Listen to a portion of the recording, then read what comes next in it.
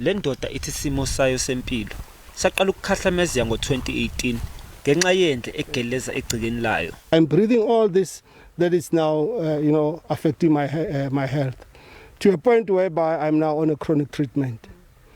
And I reported this, I think in 2018 to say, guys, I went to the municipality to report. There's a flow that is running on my space and nobody did anything. Ingxenya yomfula iloop spirit onqamule eplazini lakhe usuphenduka kwamnyama ngenxa yendle engena kuwo.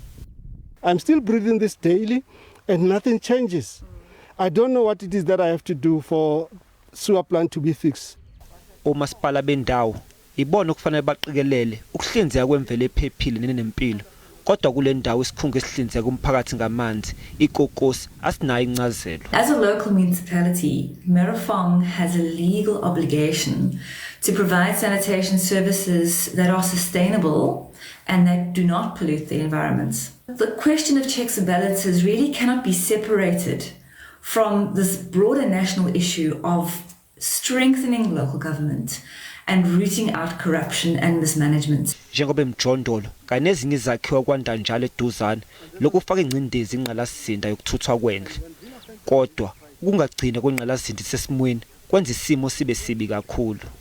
Unguthi uthi kungathatha iminyaka eyikhulu ukuthi le ndawo iphindele esimweni. Public and private investment in wastewater treatment infrastructure, in ecological infrastructure, and in appropriate and possibly decentralized wastewater treatment systems can be part of a post-COVID-19 economic stimulus package. Ikomishani yamalungelo abantu ithi lokhu kunyathela amalungelo okuphila endaweni ehlanzekile. As a result of this water spillage, the person who is residing on the farm is unable to exercise his right to clean environment and is also unable to have clean water.